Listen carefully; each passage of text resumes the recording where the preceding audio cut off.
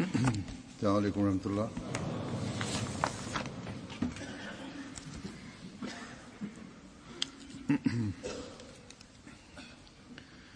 أشهد أن لا إله إلا الله وحده لا شريك له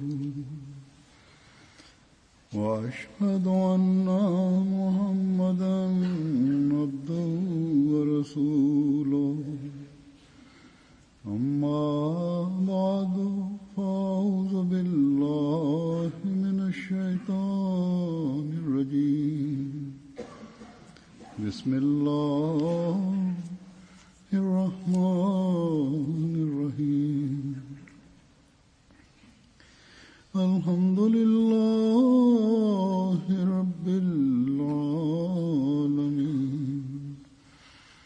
الرحمن الرحيم مالك يوم الدين إياك نعبد وإياك نستعين اهدنا الصراط المستقيم صراط الذين أنعمت عليهم غير المغضوب عليهم ولا الضالين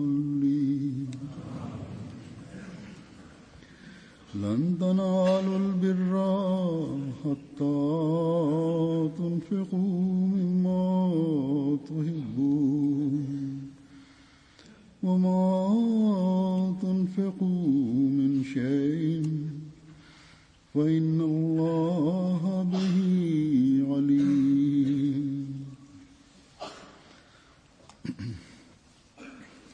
Bismillahirrahmanirrahim. Prijevod ovog ajeta kaže: vi ne možete postići vrline dok ne potrošite one, ne budete trošili ono što najviše volite i šta god vi potrošite, Allah je u potpunosti upoznat o tome.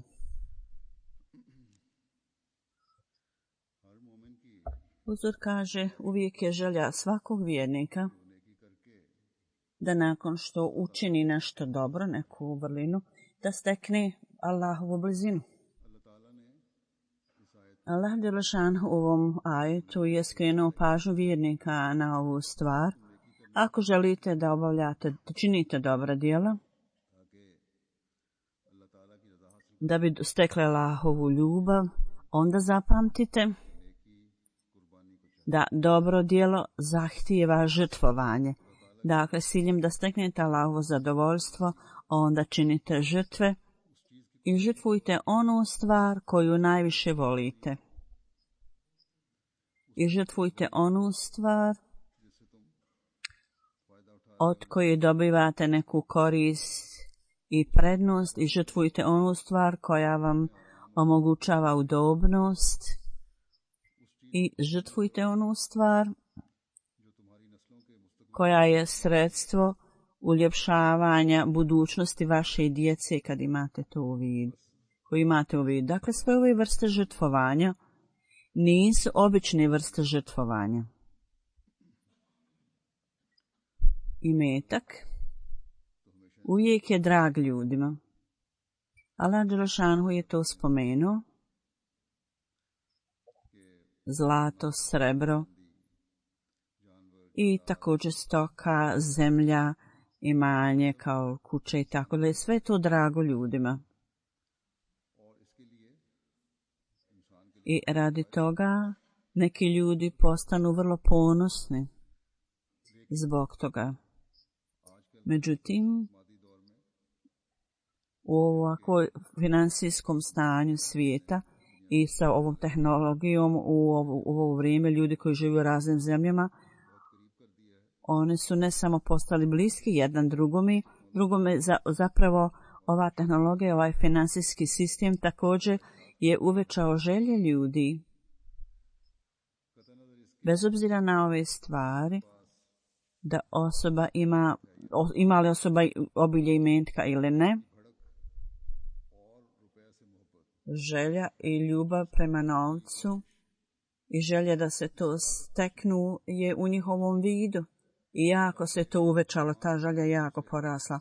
Dakle, onaj ko može da se koristi od svih ovih mogućnosti i od svih stvari, zabave koju ljudi imaju, šta god je to dostupno u bilo kojoj zemlji, ljudi mogu da se okoriste, nastoje da se okoriste, pogotovo u razvijenim zemljama. Ovo je oni se vrlo usredsređena tačka na koju se usredsređuju. Da u ovim drugim zemljama, bilo da je stanje rata ili drugo, onda šta se događa ovim ljudima, to je izvan zamisli. U svakom slučaju, ovo je slučajna stvar koju sam spomenuo, Huzur kaže. Međutim, u svakom sloju društva ljubav prema imetku i u ime potrebe za životom i želje da se sve više stvari ima, dostigao je svoj vrhunac. Ta želja je dostigla svoj vrhunac. I zbog medija i širenja trgovine i ekonomije, siromašni ili manje razvijeni ili nerazvijene zemlje, ljudi koji tamo žive, ove mogućnosti oni vrlo dobro znaju, koje su dostupne razvijenim zemljama i ovim zemljama također. Ako oni nisu vrlo siromašni, ako ljudi nisu vrlo siromašni, barem svaki stanovnik želi i njihovi prioriteti su da steknu te nove stvari i da bi to dobili, oni nastoje. Čini nastoje u tom smislu. Sve u svemu materijalizam je u najvišoj tački i ovim zemljama se govori o takvim stvarima da s ciljem da steknu vrline, kaže se vi potrošite, Allah kaže vi trošite one stvari koje volite i žrtvujte svoje želje i žrtvujte svoju udobnost. Za običnu svjetovnu osobu ovo je vrlo neobično, je nešto vrlo neobično. I svjetovnan čovjek je uvijek će reći ovo su apsurdne stvari, besmislene stvari od starog vremena, starih godina, starog doba. I kažu da trošimo radi siromašnih ljudi i da dajemo za dobrotvorne svrhe i da za sadaku. Međutim, reći da trošimo ono što nam je najdraže, što najviše volite, to žrtvujte i skršite svoje želje i ambicije i žrtvujte se radi želja drugih ljudi ili radi religije. Ovo je na što se ljudi smiju. Međutim, ljudi ne znaju zapravo da u ovo doba i ovo vrijeme ima ljudi, oni koji zaista vrlo dobro znaju ovo učenje časnog Korana i nastoje da postupaju u skladu s tim. U ovo doba ima ljudi koji nastoje da steknu stvarnu dobrotu. To jest, da kažemo, takva dobra djela, da čini takva dobra djela koji su najviša tačka žrtvovanja nečega zbog drugih i nastojati da steknu takvu vrlinu koja je nešto da budemo od koristi drugim ljudima, da mi dajemo da budemo nešto dobro za drugim ljudima i dobiti takvu vrlinu koja je radi širenja religije i vi radi toga trošite svoj metak i svoj život i svoje vrijeme. To utvrđuje standard žrtvovanja i nastojati da dobijete tu vrlinu koja uvećava pokornost i poslušnost obavestiljem da postupa u skladu sa ovom poslušnošću. Oni ne vide šta ja najviše volim, šta mi je najdraže. A ono što je najdraže njima je njihova poslušnost i pokornost Allahu dželešanu. I oni nastoje da čine ona dobra djela, onu dobrotu koja uvećava njihovu bogobojaznost. I mnogo svjetovnih ljudi ne znaju ko su ti ljudi. To su ljudi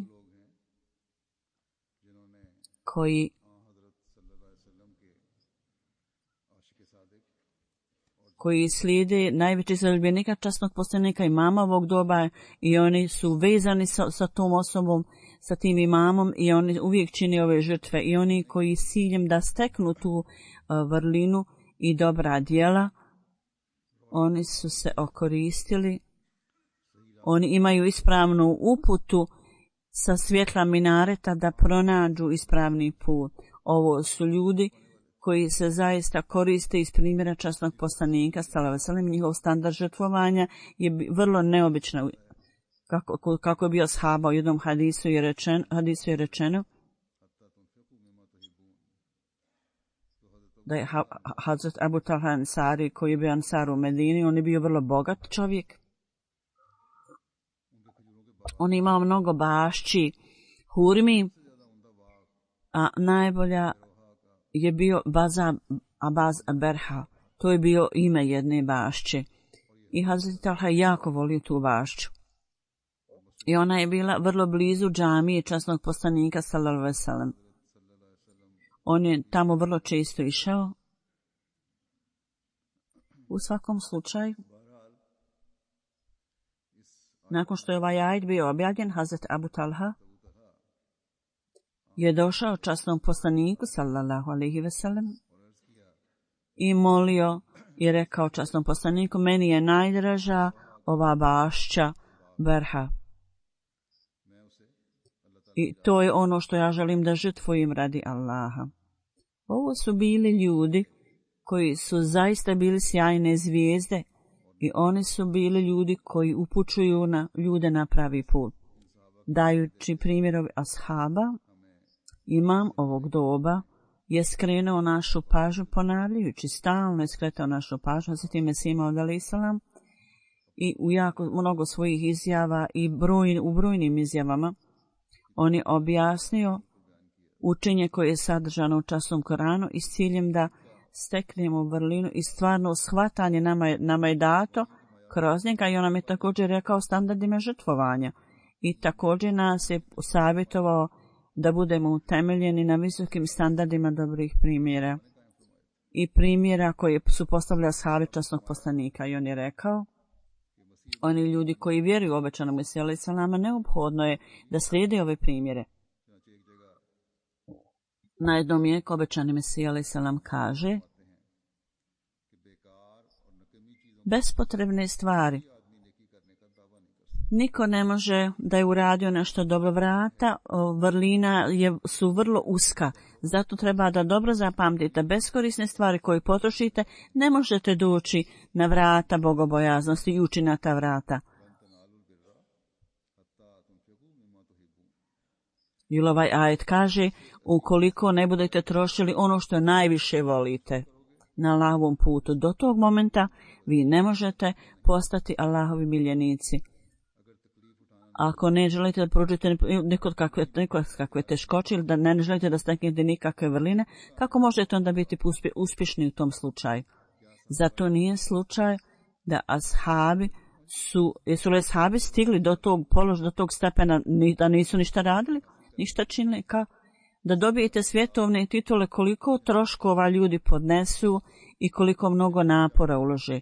I onda konačno mala titula koju ljudi dobiju, iz koje dobiju onda zadovoljstvo i sreću kad steknu tu titulu, budu vrlo sretni i zadovoljni. Onda smatrati ovu titulu radi Allahu anhu, da Allah bude zadovoljan s njima, koja je znak Allahovog zadovoljstva, dobiju li oni ovu nagradu i titulu, a da ništa nisu uradili, su oni to dobili, tu titulu, to je Allahovo zadovoljstvo, koja je izvor svake sreće. Ne može se to postići ukoliko ne podnesete ove privremene teškoće. I ne možete samo tako kupiti Allaha dželle šanuhu, a da ništa ne radite, da se imetkom kupite. Sretni su zapravo ljudi koji nije briga za privremene teškoće, jer stalni mir i happiness i sreća bude poklonjena muslimanu poslije ovog života. Na jednom skupu savjetujući članove džemata, obećani Mesija alejhi selam je rekao, u svijetu ljudi jako vole svoj imetak i zbog toga u skladu s ovim znanjem interpretacije snova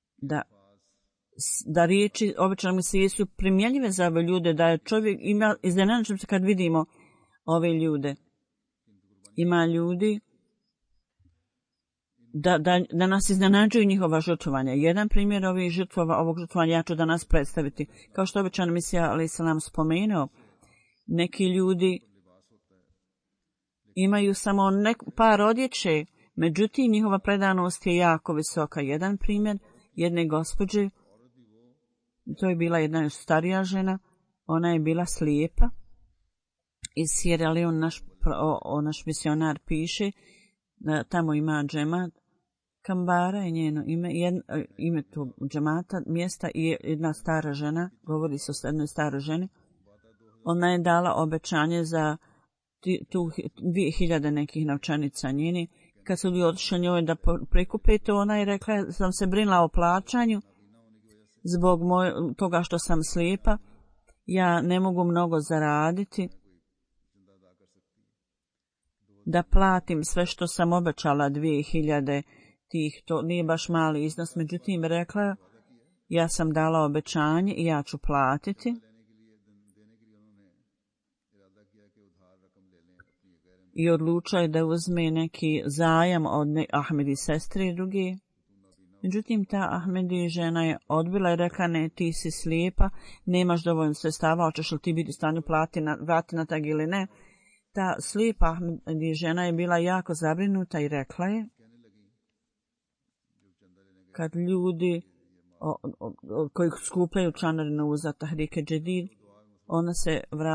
ona se zauzela u ibadetu i vratila se, onda je čovjek je došao ponovo u selo, ona je prošao i ona je sjedla u svojoj kući i pozvala je osobu koja je došla da skuplja članarinu i rekla, ja imam samo jedan šal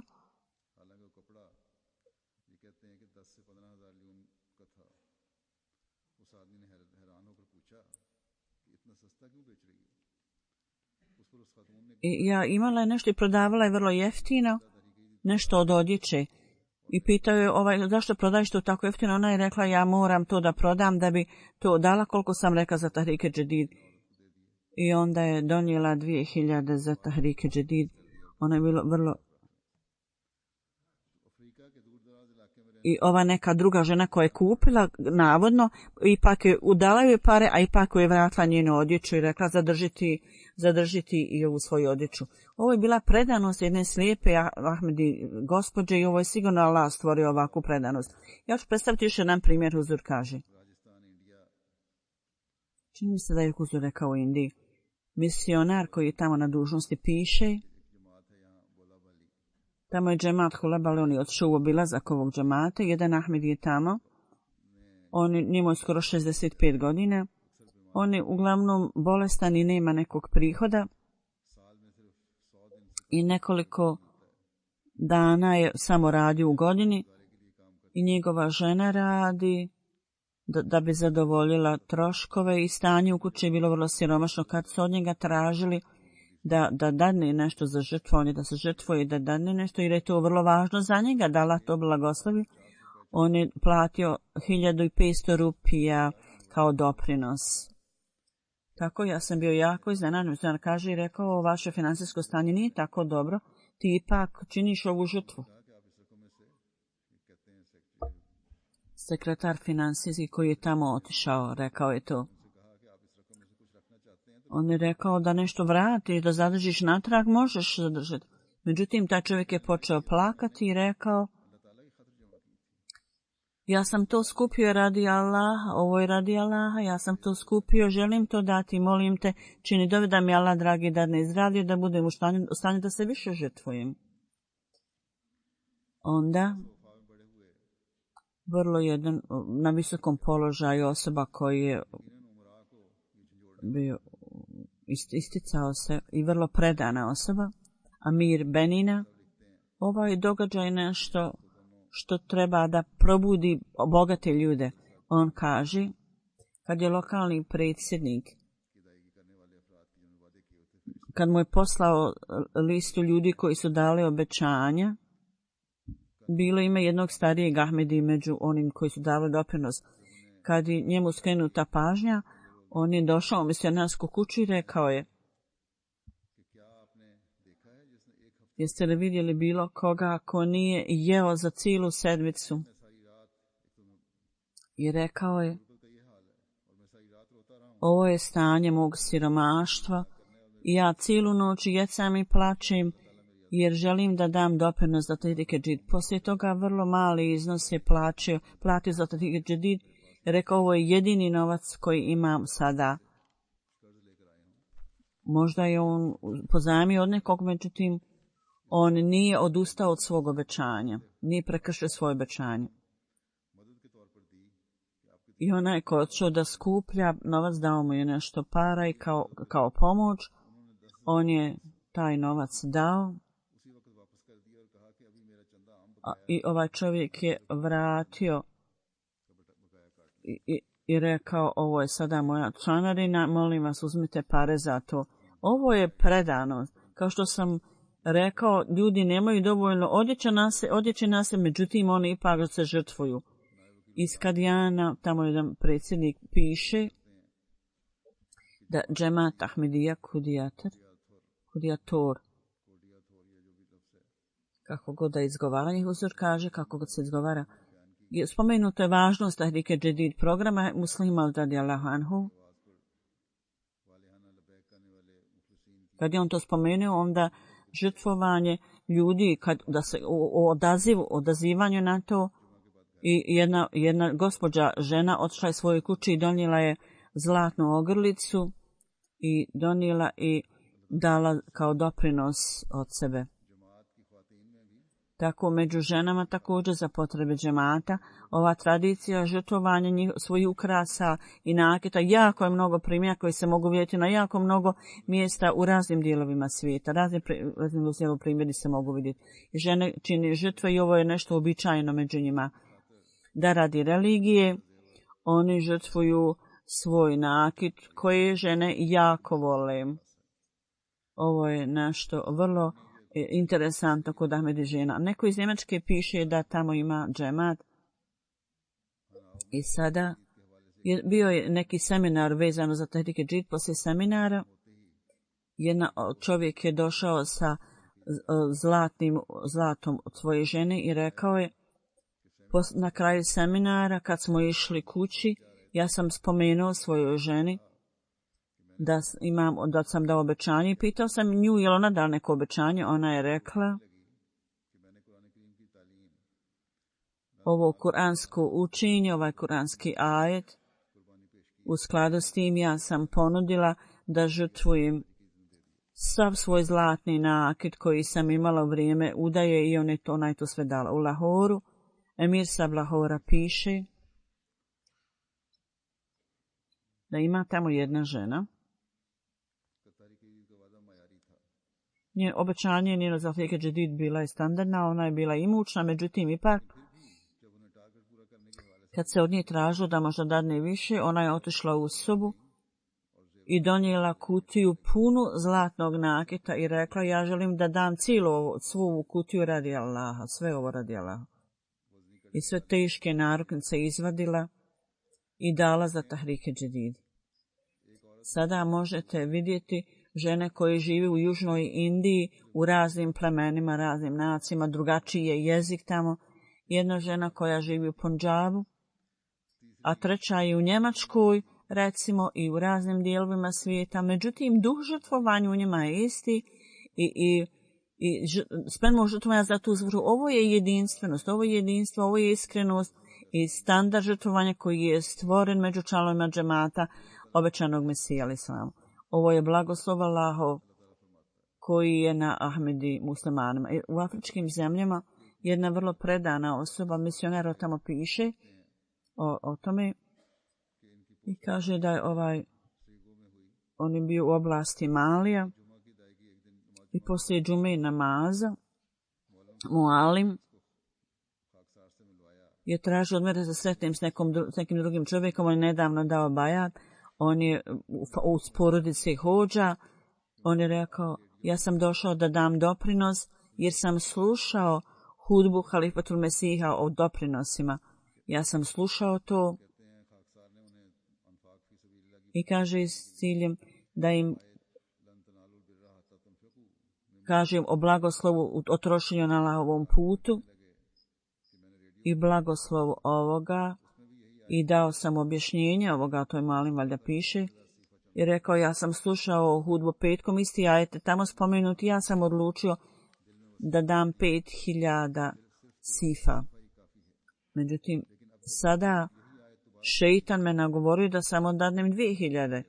Međutim, sada kad ste vi spomenuli istu stvar ponovo, ja sam ponovo odlučio da treba da dadnem 5000 sifa. Tako da novo pridošli Allahovom milošću također uvećavaju jako svoje žrtvovanje. Allah dželešanhu dala blagoslovi sve ljude koji čine žrtve i da također uberu plodove svog žrtvovanja i žrtvovanjem se njihova vjera također povećava. Ima nekih primjera koji ću ja navesti iz Konga. Jedan čovjek piše, Ibrahim Saib po imenu,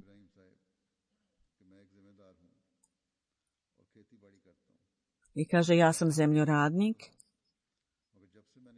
Međutim, pošto sam kad sam počeo davati svoje žrtvovanje, dakle svoj doprinos, moj prihod sa zemlje mi se povećao i ja sam onda sada postao redovno plaćen i cijeli moj život se kao rezultat toga promijenio. Iz Konga jedna žena, Marijem Sahiba, kaže ja također obrađujem zemlju i posle obrade zemlje ja sam počela da dajem doprinose i moje iskustvo je da nakon davanja doprinosa moj prinos se i sa zemlje udublao. Iz Konga naš misionar piše da Ahmed Sahib je jedan Ahmedi tamo.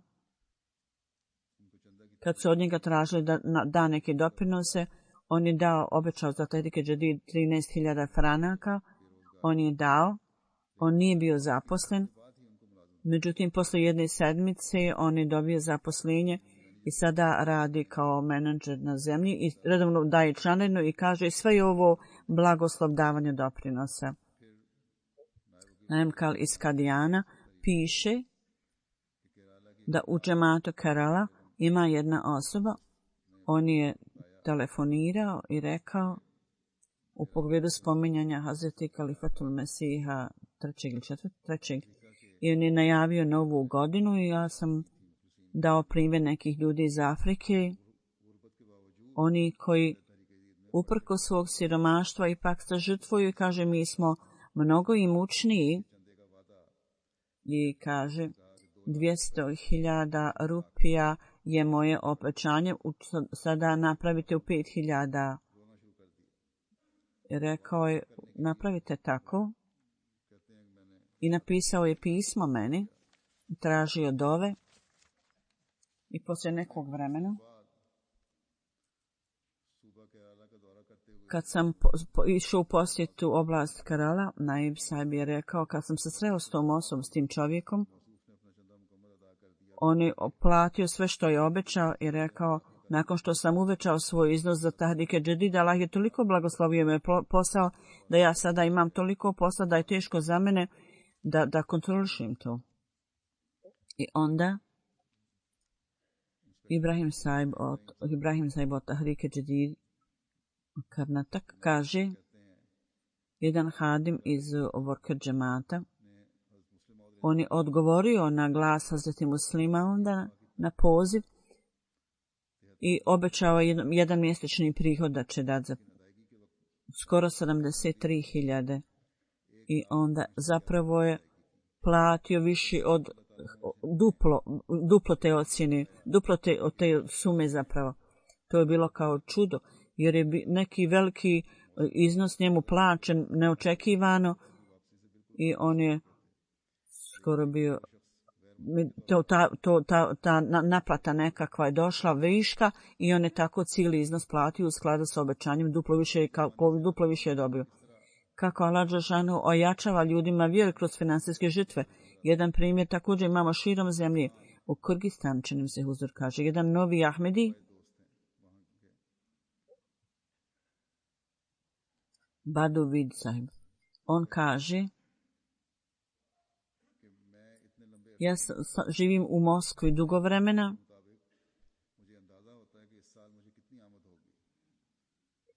I ja imam otprilike, znam koliko godinu dana mogu koliki mi prinos za godinu. Ja sam onda obećao i moj prinos se jako povećao i ja zarađujem puno više nego prethodne godine i ja sam potpuno siguran da je to zbog mog trošenja na lavom putu. Iz Burkina Faso, misionar od tamo piše, jedan član zajednice u selu došao je mualimu našem i rekao je da želi da obavi hadž, međutim nije imao sredstava. Mualim sahib mu je rekao, postani redovan u svom doprinosu i Allah dželešanu će popraviti svoje finansijsko stanje i također ti dati opskrbu da odeš na hadž ako Bog da. On je počeo da daje doprinos redovno, poslije nekog vremena je došao i rekao, Allah dželešanu je ispunio njegovu želju i napravio mu aranžman da ode na hadž, omogućio ga.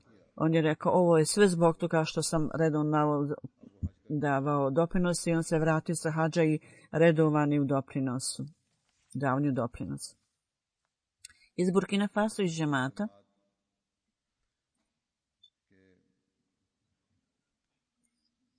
predsjednik džemata tamo kaže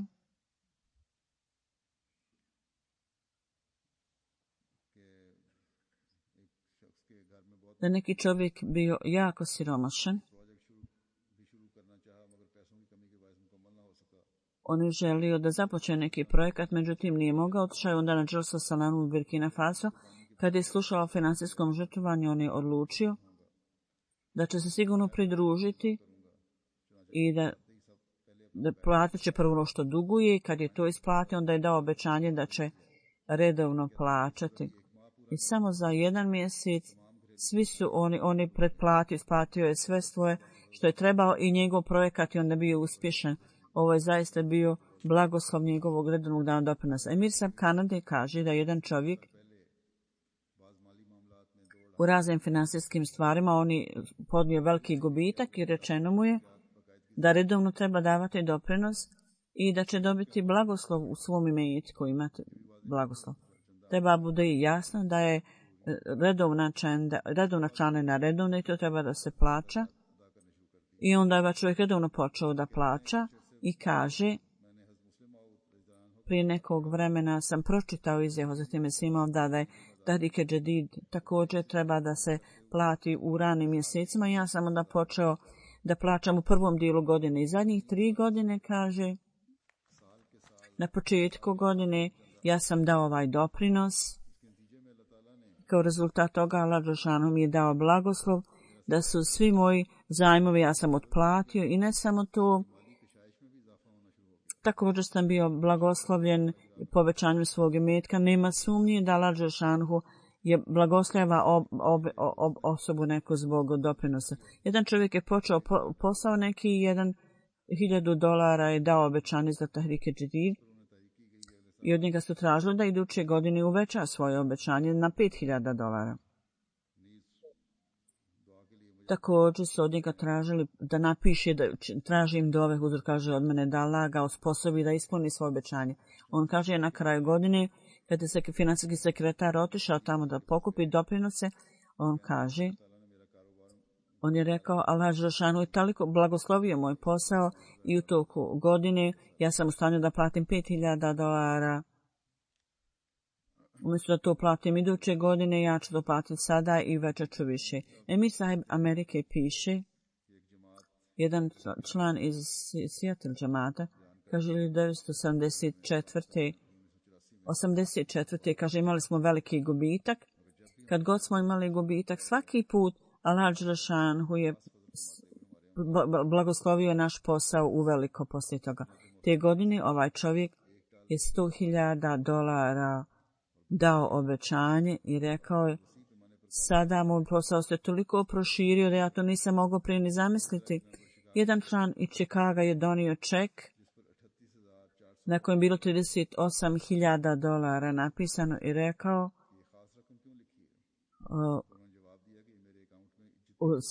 sav iznos na moje banci je sve to, toliki je moj iznos na banci i sve to ja ću platiti. Dakle, ima ljudi ovim zemljama koji daju ovoliko plaće. Oni žive u vrlo naprednim zemljama, međutim oni isto daju ogromne žrtve i oni žrtvuju cijelu stvar, sve što imaju.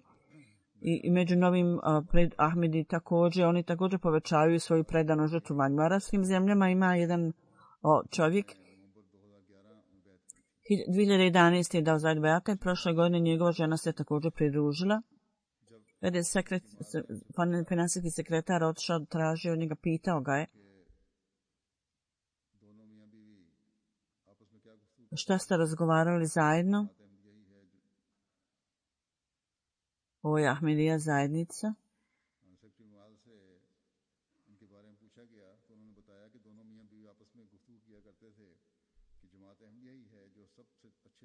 I muž i žena su rekli, mi trošimo pare na ispravan put za džemat Ahmedija i pare trebamo dati svoje pare za džemat. Sada Allahovu milošću, žena nije bila prvo u Ahmediji i ona je sada također prihvatila Ahmedija. Te ove godine i muž i žena skoro su dali 14.000 su obećali i dali su svoj doprinos. Ovo je najveće žrtvovanje od bilo kojeg drugog člana džemata tamo. Iz Londona Emir Saab piše, iz Wister Park napravljen je apel za ovu oblast da ispune svoj cilj i novac koji su skupili. Kad su oni tražili, ovaj jedan čovjek je platio sav iznos koji je bio ispod ovog, a ostao je kod kuće i nije išao na godišnji odmor. U pogledu ovih žrtvovanja jako je mnogo primjera i muškaraca, i žena i djece u ovo doba. Kao što sam rekao, uzor kaže da svjetovni prioriteti i užitak i zabava, sve ove stvari, one su ništa za ove ljude. Oni daju prednost svojoj religiji i žrtvuju se radi Allaha. I jedna informacija iz neke zemlje, od nekoga je traženo da dadne doprinos, on nije imao ništa.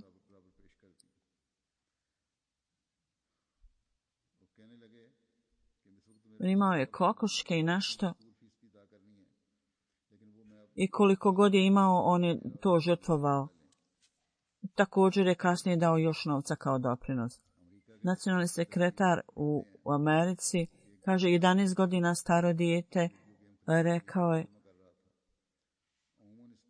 skupljao je neke pare da kupi video.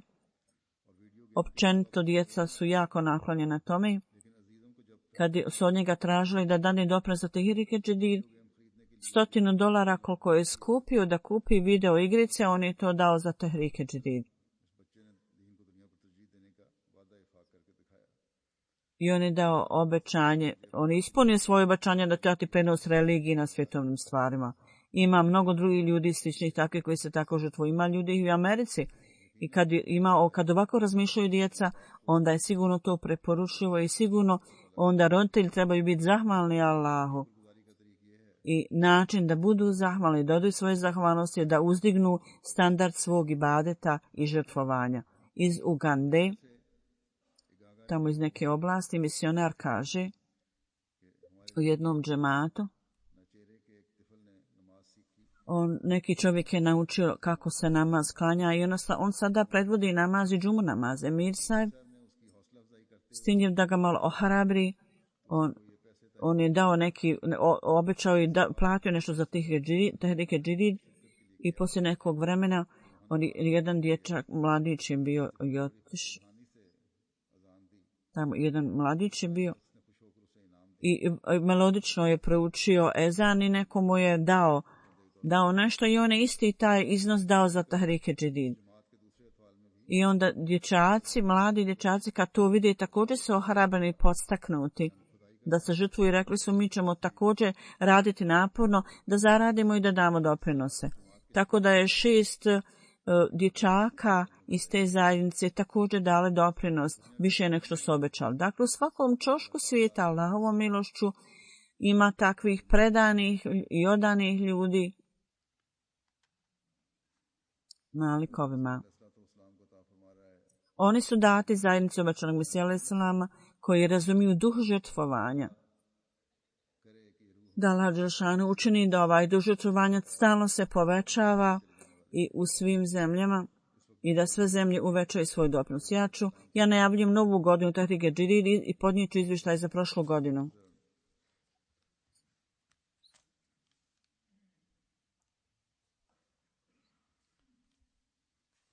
Allahovom milošću 81. godina se završila 31. oktobra i sada nastaje 82. godina i mi smo ušli u tu godinu u skladu sa izvještajima. U Tahrike Džidid ove godine ukupan iznos doprinosa je 1.270.000 funti. 745.000 je u porast. Pakistan je uprkos vrlo teške situacije, standard žrtvovanja, oni drže prvo mjesto i oni su na čelu. Poslije toga od vanjskih zemalja Njemačka, zemalja izvan Njemačka je broj 2 iza Pakistana. Osim Pakistana, znači prva, u Njemačkoj je duž žrtvovanja vrlo visok.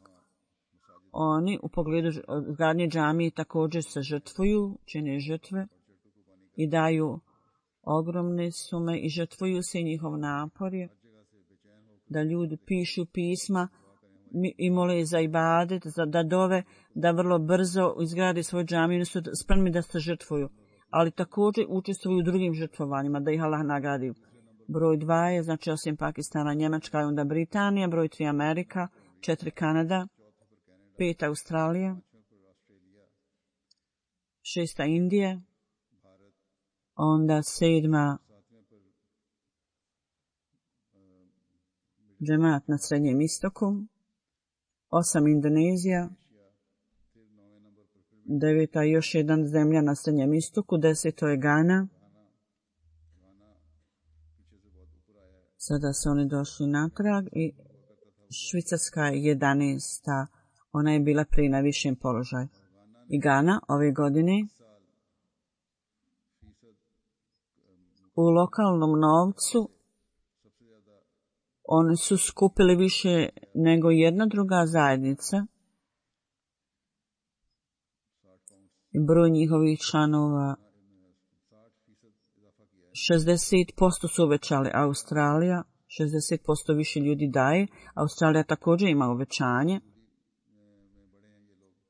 I također imaju više skupljenih para i zatim iz Kanade i drugih zemalja i također drugi džemati iz Afrike.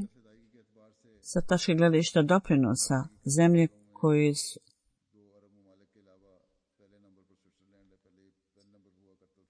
zatim Švicarska, zatim dvije zemlje od arapskih zemalja, oni koji su imali najveće uvećanje. Po osobi najviše u Americi po glavi, zatim Australija, Velika Britanija i Njemačka, zatim u Norveškoj oni također uvećani su na broj 9 po uvećanju doprinosa, zatim Singapur, Finska, Japan i 4 džemata na Srednjem istoku, oni su vrijedni spominjanja u afričkim zemljama. Gana, Nigerija, Mauritius, Burkina Faso, Tanzanija, Gambija, Benin, to su zemlje. I ukupan broj učesnika, ja uvijek to ističem, uzor kaže, čak iako dadnu bilo koliko, ove godine Allahovom milošću, ukupan broj učesnika 1.311.000 i 10.000 i više ljudi koji su ovdje pridružili u Australiju. Oni su jako odšli naprijed, oni su ovdje puno napora. 94 ljudi se pridružili Tahrike Džidid, također u Kanadi, 91. U Indiji isto tako, puno je napora uloženo. Možda jednako ovome. Trebaju poslati izvještaj, nisu poslali. Osim toga u Africi, mnogo zemalja radi naporno, Mali, Burkina Faso, Gina Konakari, Kamerun, Ghana, Senegal, Južna Afrika vrlo naporno rade i oni su uvećali i više ljudi se pridružilo davnju doprinosa ovoga. Oni su uložili napor u to. 5.000 i više ljudi su dali doprinose za i 5.400 za ljude koji su, za njih daju članovi familije, ljudi koji su umrli pa za njih daje njihova familija. U Pakistanu broj 1 Lahore i onda Karači sa tačke gledišta doprinosa Islamutabar, Izrabad, Hasan Našljan, Balvanagar, Bahal i drugi. 10 oblasti koji se ističu Faslabad, Sialkot, Gujranwala i Mutbala, Kašmir, Gana Sahib i Santan. Ovo su zemlje koje su obavile vrlo dobar posao, vrlo uspješni bili. Sad Huzur nabraja džemate u Pakistanu koji su imali najviše dobro, koji su za najviše ističu doprinos. Iz Njemačke 10 džemata su Florizan, Nida, Madijabad. Huzur nabraja sad u Njemačkoj koji su najuspješniji džemati bili. 10 lokalni Frankfurt, Marko, Wiesbaden, Meinheim, Moorfelden, Orlo, Wiesenbach, Dersted, Offenbach.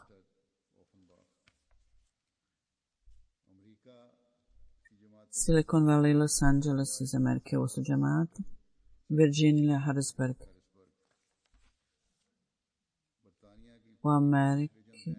U Americi, to je bila Amerika, ovo je sada London, London, sjever i south. Islamabad, Midland, Southeast, Southwest i Škotska. Prvi džemati su džamija Fazl, broj 1, Rains Park, Worcester Park, New Malden, Chillingham, Birmingham South, Wimbledon Park, Bradford i Glasgow. Među malim džematima za Spain Valley, Coventry i Newcastle.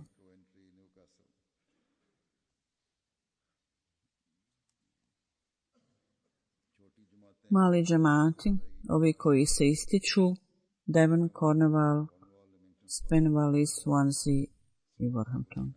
U Kanadi, Calgary, broj 1, Peace Village, Toronto, Vaughan, Vancouver.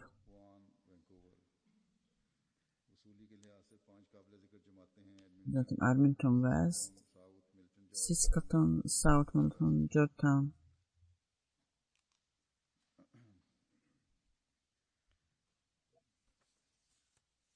U Australiji prvi džemati su koji se ističu Castle Hill, Berwyn South, Logan, Canberra, Adelaide South, Blacktown, Mountain Brook i Maston Park.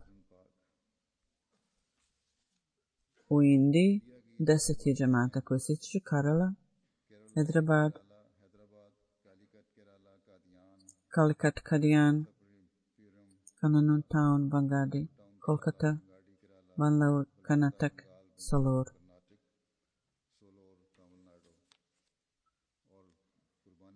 10 provincija su Kerala, Tamil Nadu, Karnataka, Andhra Pradesh, Jammu, Kashmir, Orissa, Punjab, Delhi, Maharashtra. Da Allah Đelešanhu blagoslovi i sve ljude koji su učestvovali, dali doprinose, da ih Allah obilato blagoslovi i da uvijek neprestano uvećava njihovu vjeru i predanost.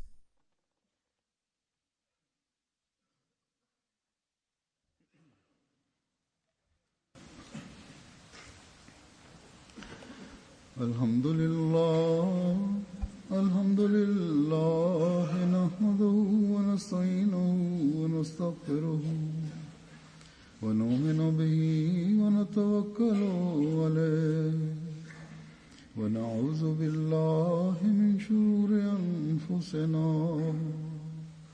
wa min sayyiati a'malina من يهده الله فلا مضل له ومن يضلل فلا هادي له ونشهد أن لا إله إلا الله ونشهد أن محمدا عبده ورسوله عباد الله رحمكم الله إن الله يأمر بالعدل والإحسان وإيتاء ذي القربى وينهى عن الفحشاء والمنكر والبغي يعظكم لعلكم تذكرون اذكروا الله يذكركم